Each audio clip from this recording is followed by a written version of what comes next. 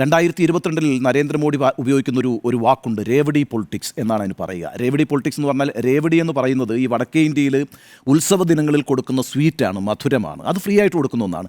അത്തരത്തിൽ സൗജന്യങ്ങൾ പ്രഖ്യാപിച്ചുകൊണ്ട് തെരഞ്ഞെടുപ്പിനെ നേരിടുന്നതിനകത്ത് ആം ആദ്മി പാർട്ടി വലിയ വിജയം കൈവരിച്ചിട്ടുണ്ട്, അതിന് നേട്ടവും ഉണ്ടാക്കിയിട്ടുണ്ട്. അതൊക്കെ അവർ പ്രാവർത്തികവുമാക്കിയിട്ടുണ്ട് കേട്ടോ. ഇപ്പം ഞാനൊരു കണക്ക് നോക്കിയപ്പോഴത്തേക്കും ഡൽഹിയിൽ 47 ലക്ഷം വൈദ്യുതി കണക്ഷനാണ് ഉള്ളത്, ഹൗസ് ഹോൾഡ് കണക്ഷൻസ് 47 ലാക്ക്.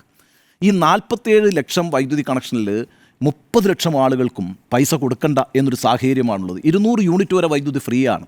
ഇനി 17 ലക്ഷം പേരാണ് ബാക്കി കൊടുക്കുന്നത്, ഈ എന്തെങ്കിലും പൈസ കൊടുക്കുന്നത്. അതിന് തന്നെ ഒരു ക്യാപ്പുണ്ട്, 800 രൂപയിൽ കൂടുതൽ കൊടുക്കുകയും വേണ്ട. ഈ രീതിയിൽ വൈദ്യുതി ഡൽഹിയിൽ ജീവിച്ചിട്ടുള്ള ആളാണ് ഞാൻ. അപ്പോൾ വൈദ്യുതി അവിടുത്തെ ഒരു വലിയ വിഷയമാണ്, വലിയ പൈസയാണ് ഈ വൈദ്യുതി ചാർജ് എന്ന് പറയുന്നത്. ഒന്നാമത് ഡൽഹി വൈദ്യുതി ഉൽപ്പാദിപ്പിക്കുന്നില്ല, മഹാരാഷ്ട്രയിൽ നിന്നും ഹരിയാനയിൽ നിന്നൊക്കെയാണ് വലിയ പൈസയ്ക്ക് ഈ പറയുന്ന സ്വകാര്യ കമ്പനികളിൽ നിന്നൊക്കെ വൈദ്യുതി വാങ്ങിക്കുന്നത്. അതുകൊണ്ട് തന്നെ വലിയ വൈദ്യുതി ചാർജാണ് അവർ ഈടാക്കിക്കൊണ്ടിരുന്നത്. ഒറ്റയടിക്കാണ് ഈ വൈദ്യുതി ചാർജ് ഇല്ലാതാകുന്നത് എന്നുള്ളത്. അവിടെ മാത്രമായിട്ട് അത് ചുരുങ്ങിയിട്ടില്ലല്ലോ. ഇപ്പോൾ മൊഹല്ല ക്ലിനിക്കുകൾ അല്ലേ, വലിയ രീതിയിൽ സ്കൂളുകളിൽ ഈ പിന്നെ 2 കാര്യങ്ങളിൽ ഡൽഹി വലിയ കോസ്റ്റ്ലിയാണ്. ഒന്ന് വിദ്യാഭ്യാസത്തിൻ്റെ കാര്യത്തിലും, 2 ചികിത്സയുടെ കാര്യത്തിലും. വിദ്യാഭ്യാസം വളരെ കോസ്റ്റ്ലിയാണ്. അവിടെയാണ് സൗജന്യമായി വിദ്യാഭ്യാസം നൽകുന്ന സ്ഥാപനങ്ങൾ ഉണ്ടാകുന്നു. അതുപോലെ തന്നെ ഈ ക്ലിനിക്കുകൾ ഉണ്ടാക്കിയിട്ട് സൗജന്യമായി മരുന്ന് കൊടുക്കുന്ന സ്കീം ഉണ്ടാകുന്നു. അപ്പോൾ ഈ രീതിയിലൊക്കെ ആദ്യത്തെ 5 വർഷം വലിയ പെർഫോമൻസാണ് യഥാർത്ഥത്തിൽ ആം ആദ്മി പാർട്ടി നടത്തിയിട്ടുള്ളത്.